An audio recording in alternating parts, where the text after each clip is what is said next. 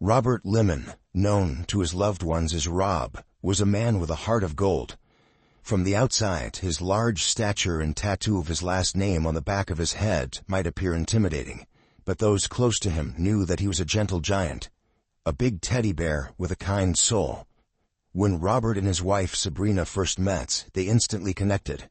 Sabrina, a sweet and loving person, instantly resonated with Robert's character. Despite their differences, they formed a deep bond and fell in love. Faith was deeply important to them, and they attended Mass together every Sunday. In 2000, Robert and Sabrina were baptized in the same church, solidifying their commitment to each other. They later exchanged vows in a beautiful ceremony in Arizona, surrounded by their family and friends. Over the years, the couple had 2 children, dedicating their lives to raising a loving and stable family. Actually, Robert and Sabrina decided it was time for a change and relocated to Silver Lakes, California, a picturesque town located 99 miles from Los Angeles. Silver Lakes was a peaceful family community that offered a perfect setting to raise their young family. Sabrina stayed home and cared for the house and children, while Robert worked at BNSF Railway, a job he loved. Robert's job at the rail yards was both his passion and a source of pride. He genuinely loved what he did and excelled in his role. His superiors admired him for his reliability and his unwavering work ethic. The rail yards were a bustling and chaotic environment. Despite Robert's dedication, the work was not without danger. The area was frequented by thieves who would patrol the rail yards looking for cargo to steal. These individuals posed a significant threat to the safety of the employees. However, Robert never let these security concerns deter him from his job and remained vigilant. With Robert's size and smarts, he could easily take down any opponent, human or animal. Robert was more than just a man. He was a force of nature. Robert's personal life was as vibrant and dynamic as his personality. He and his wife Sabrina, 2 peas in a pod, had an active social life and loved nothing more than throwing parties and hosting gatherings at their home in Silver Lakes. They were known for their warm and welcoming personality, attracting people from all walks of life into their circle of friends. But what captivated everyone about Robert and Sabrina was their youthful energy and unbreakable bond. Robert and Sabrina were like a couple of teenagers in love, not a long-time married couple. They had adorable names for one another and were always laughing, leaving those around them feeling uplifted and inspired. Robert's attentiveness and dedication to Sabrina left many of her girlfriends envious. They wished their husbands were as attentive and considerate as Robert. He seemed to know exactly what Sabrina needed and would always support her, making her feel valued and loved. Even though Robert and Sabrina's social circle was large, at the core of their friendship was a group of tight-knit men and women who referred to themselves as the Wolf Pack. This wolf pack included Jason Bernatine, a firefighter in Silver Lakes, and his wife Kelly, a hairdresser. As the years went by, Robert and Sabrina became the go-to people for these parties, creating a fun atmosphere filled with laughter and good times. Alcohol played a significant role in the lives of Robert and Sabrina. They embraced the mantra, "It's 5 o'clock somewhere," as their go-to phrase whenever the urge to drink struck. The heavy drinking accompanied a changing dynamic in their marriage. Due to the changes in their relationship, the couple decided to embark on an open arrangement, allowing each other to explore relationships with other people. One of the couples they frequently socialized with was their friends Jason and Kelly. Despite the unconventional nature of their arrangement, Robert and Sabrina seemed happier than ever. They presented the image of an ideal modern American family. On Sunday, August 17, 2017, Robert embarked on his usual 85-mile journey to work at the BNSF Railways in Tehachapi. Robert, covering for a coworker, had a scheduled shift at the BNSF warehouse, a mundane industrial building on the outskirts of the city. As the night progressed, Sabrina awaited Robert's return. This night held a special significance for the couple, as their daughter's first day of school was the following day. The couple's daughter did not want to go to bed without getting a kiss goodnight from her daddy. However, Sabrina's concern grew when Robert never returned home. Meanwhile, in Tehachapi, at the BNSF warehouse, Robert's replacement for the night arrived to find Robert lying lifeless on the floor. The co-worker, in shock, immediately called 911, alerting the authorities to the situation. Officers and paramedics arrived at the scene within minutes, but their efforts proved to be in vain. Despite their best efforts, the medics were unable to save Robert. Robert was found sitting against his work truck, Upon examination, the detective saw that Robert had been shot twice, once in the upper torso, and once in the head. The crime scene investigators immediately secured and processed the crime scene, a small warehouse belonging to the BNSF. As investigators meticulously examined the premises, they stumbled upon a crucial piece of evidence, an expended bullet found above Robert's head. This bullet was collected for evidence testing, as investigators sought to piece together the puzzle of this heinous crime. As investigators delved deeper into the crime scene, they walked into the warehouse office and noticed it had been ransacked.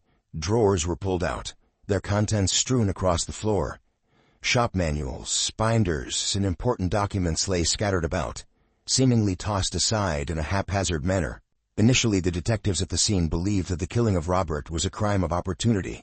A suspect looking to perpetrate a robbery had stumbled upon the unsuspecting victim and opened fire, leaving him lifeless on the ground. However, as the investigation progressed, the detectives began to question their initial assumptions. Upon closer examination, the detectives realized the crime scene had been staged. News of Robert's murder reached Sabrina, Robert's wife. The devastating news shattered her world, leaving her in a state of shock and grief. Sabrina retreated to her room, shut off from the outside world, and wanted no part in planning his funeral. During the investigation into Robert's murder, the detectives faced a peculiar challenge. Everyone who knew Robert described him as an exceptional person. Robert's friends and family painted a picture of a man who had it all: charm, intelligence, and charisma. According to them, he was the type of man every woman wanted. This overwhelming praise for Robert confused the detectives. If Robert was such a great man, why would someone want to shoot him in cold blood? The detectives were left scratching their heads, unable to find any logical motive behind such a heinous crime. As the investigation progressed, the detectives found themselves at a standstill. There were no witnesses to the shooting and no evidence at the scene that could lead them to a suspect. The only person they were left with to question was Robert's wife, Sabrina. Sabrina assured the investigators that she and her husband had an excellent relationship. She expressed her shock at the realization that someone would want to harm Robert. Although the crime scene yielded a bullet fragment, it provided no evidentiary value. However, the detectives were able to determine that the bullet had come from a .44 or .45 Magnum weapon. Despite the lack of solid leads, the detectives remained determined to uncover the truth behind Robert's murder. Their determination was fueled by the desire to bring justice to a man who, by all accounts, deserved nothing better but the best in his life. In an effort to piece together the puzzle, the detectives received the security camera footage from the warehouse where Robert worked. However, to their dismay, the camera fitted inside his work truck was not running at the time of the incident, rendering it useless. The only camera that captured any footage was outside the warehouse. As the detectives watched the footage, they spotted a person with a limp walking through the warehouse complex around the time they believed Robert was shot. Unfortunately, the grainy quality of the video made it difficult to identify any features of this person. However, the detectives felt confident that it was a man, not a woman, based on the shape of the person's body. Robert's employer, BNSF Railway, stepped in to help in the search for answers. They offered a $1,000 reward for any information that could lead to an arrest. This incentive generated a flood of leads from various tipsters, but unfortunately, none were relevant to Robert's shooting. As investigators delved deeper into the case, they discovered additional video footage of Robert on the day he was killed. This footage was obtained from local businesses located along Goodrich Drive, near the warehouse where Robert was shot. The detectives carefully reviewed the footage. They were able to identify and track every motorist who passed by the area during that time. However, there was one notable exception. Despite their best efforts, the detectives were unable to identify the person driving a motorcycle who passed by the area around the time Robert was murdered. This mysterious motorcycle driver stood out to the detectives. They felt strongly that the person was connected to the crime, but could not identify them due to a helmet obscuring their face. The identity of the motorcyclist remained a mystery, adding to the frustrations of the investigation. Despite their extensive efforts, the detectives were unable to determine who the person was. As the detectives worked tirelessly to unravel the truth behind the crime, they received an unexpected lead from Robert's friend, Jason Bernentine. 3 weeks after Robert's murder, Jason came forward with important information that could shed light on the case. He contacted the detective working on Robert's murder investigation and divulged details about a man named Jonathan Hearn. According to Jason, Jonathan was a firefighter and used to work with him. Jason revealed suspicions about Jonathan's relationship with Robert's wife, Sabrina Limon. He informed the detective that Jonathan had called him and left a voicemail expressing remorse for Robert's passing. However, the content of the message was confounding. Jonathan never explicitly admitted involvement in the murder, but expressed apologies for what had happened. Jason turned over more evidence to the police regarding Jonathan Hearn. This evidence was a letter written by Jonathan in which he repeatedly apologized for something. However, the letter failed to provide insight into what exactly Jonathan was apologizing for. Furthermore, Jason's wife, Kelly, shared her suspicions of the detectives. According to her, Jonathan had been spending a significant amount of time at Sabrina and Robert's home following Robert's murder. Kelly found this strange. The detectives began their investigation by looking into Jonathan Hearn's background. They discovered that in 2012, Sabrina, the victim's girlfriend, worked part-time at Costco. Coincidentally, Jonathan was a frequent shopper at this store. Sabrina and Jonathan struck up a conversation, and a connection was formed. After exchanging phone numbers, they soon found themselves in a romantic relationship. However, Roberts, unaware of the ongoing affair, stumbled upon intimate text messages on Sabrina's phone. This discovery shattered his trust in her. Sabrina assured Robert that she would end things with Jonathan, but that promise proved empty. As the detectives explored various leads, they discovered that Jonathan Hearn had access to a motorcycle. This discovery raised suspicions, as the detectives believed that the suspect had used a motorcycle to carry out Robert's murder. Further investigation revealed that there was a Yamaha motorcycle registered to Jonathan. That information added fuel to the detectives' theory that Jonathan Hearn may have been involved in the murder. The evidence of the motorcycle and that Jonathan had been involved in a romantic relationship with Sabrina behind Robert's back made him a plausible suspect. In a desperate attempt to gather more footage of the suspect, the detectives focused on pulling CCTV footage from businesses in the area. Their efforts paid off when they stumbled upon footage of the motorcycle driver pulling into a nearby Pilot gas station.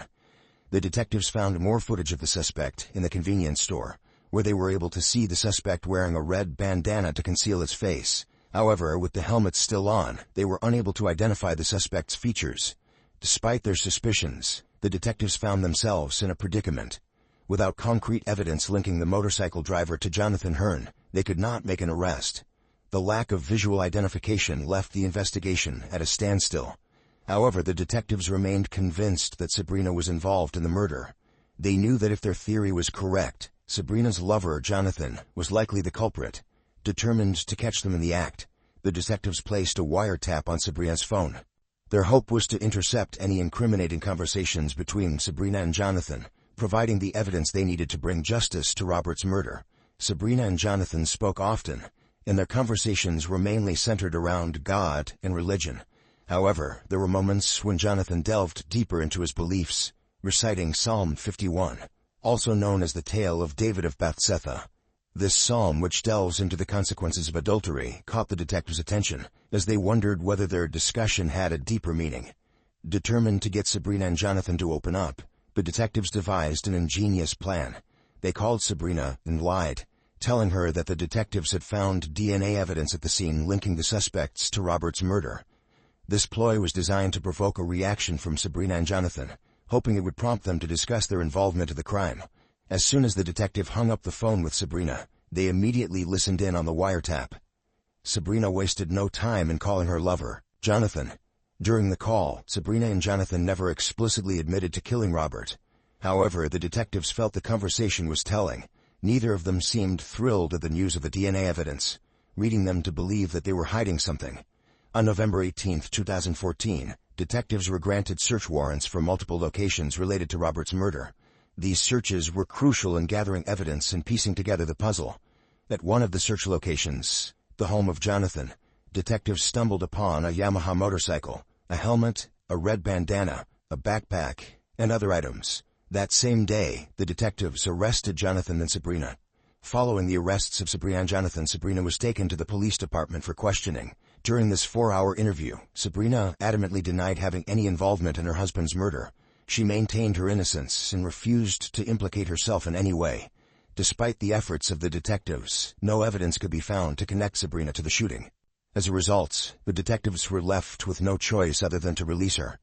Upon returning to Silver Lakes, Sabrina was met with an unexpected backlash from her neighbors. The community that once loved her and her husband's infamous parties now turned against her. Sabrina was subjected to harassment and threats, forcing her to pull her children out of school. The pressure became unbearable, and Sabrina made the decision to leave Silver Lakes behind. Seeking a fresh start, Sabrina relocated to Camarillo, California. On January 7, 2017, Sabrina was arrested for Robert's murder. The charges against her this time stuck, and the case finally went to trial. Jonathan emerged as the star witness for the prosecution. He testified that Sabrina had suggested divorcing Robert so that she could be with him. However, Robert made it clear that he loved her too much and would rather die than lose her. According to Jonathan, Sabrina then had the idea to plan and execute her husband's murder. According to Jonathan, the first time they attempted to murder Robert, Sabrina mixed arsenic into his banana pudding with vanilla wafers. However, the attempt was unsuccessful, and Robert survived. Undeterred, Sabrina and Jonathan planned a second attack. She showed him images of the warehouse and the surrounding area, describing the layout in great detail. Jonathan claimed Sabrina wanted him to know what to expect when he entered the warehouse to shoot Robert. On August 17, 2017, Jonathan confessed to the jury that he made a trip to the warehouse on his motorcycle, following Sabrina's instructions.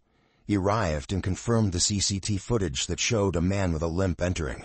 However, Jonathan admitted that he had faked the limp to throw off the police, hoping to divert attention away from himself. Once inside the warehouse, Jonathan confronted Robert.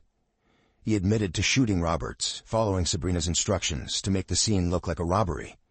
Jonathan stated that he went into the office and made a mess. Before leaving the warehouse, Jonathan said he realized Robert was not dead. He was still breathing. Jonathan admitted he shot Robert a second time, this time in the head. After committing the murder, Jonathan fled the scene on his motorcycle. Feeling a mixture of belief and guilt, he quickly made his way back home. Upon his return, Jonathan discovered that he had received numerous missed calls from Sabrina. Jonathan immediately called Sabrina back and confessed that he had carried out the murder. As the trial progressed, the prosecution called Sabrina Lemon to the stand. Sabrina was the key witness for the defense, and her statements left the courtroom buzzing with speculation. During her testimony, Sabrina said that she and Robert were on good terms at the time of his death, but she also testified that she had feelings for Jonathan Hearn.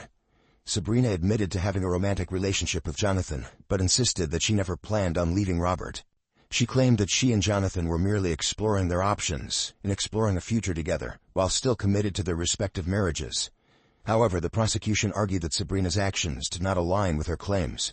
One of the key aspects of the prosecution's case was the belief that Sabrina may have murdered Robert for financial gain. They argued that Robert's life insurance money could provide the perfect motive.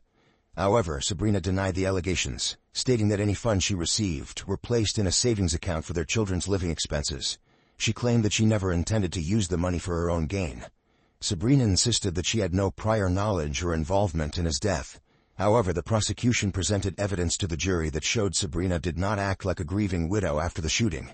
They presented text messages that Sabrina and Jonathan exchanged, revealing their continued romantic relationship. In one text, Sabrina calls Jonathan a sexy guy and professes her love for him. Sabrina even wrote that she had a desire to kiss Jonathan all over, nonstop. After a lengthy trial, Sabrina Lemon was found guilty of 4 of the 6 counts against her, including first-degree murder, attempted murder, solicitation, and conspiracy to commit murder. Sabrina was acquitted of the charge of alleged poisoning. The guilty verdict brought a sense of relief to Robert's family and friends, who had eagerly awaited justice. However, the acquittal on the poisoning charge left some unanswered questions and speculation. In November 2017, Jonathan Hearn was sentenced to the terms of his plea deal. He pleaded guilty to the lesser charge of manslaughter and was given his 25-year 4-month sentence. During the sentencing hearing, Jonathan expressed remorse and apologized to Robert's family and friends. Despite his involvement, he seemed to genuinely regret his actions and the impact they had on the lives of those involved. The judge sentenced Sabrina to 25 to life, plus an additional 16 months. Despite her conviction, Sabrina showed no remorse and filed an appeal with a new attorney. In Sabrina's appeal, she argued that her attorney should never have allowed her to testify. She claimed that her attorney's decision had compromised her defense and ultimately led to her conviction. Sabrina claimed that her attorney had failed to adequately prepare for the trial and failed to protect her interests. Sabrina's appeal went through the state courts, but ultimately her conviction was upheld. Frustrated, Sabrina decided to take her case to federal court. The case received significant attention, with legal experts and media outlets speculating about the possibility of her acquittal. However, in January 2023, Sabrina's case was again upheld in federal court. This ruling was a blow to Sabrina's hopes.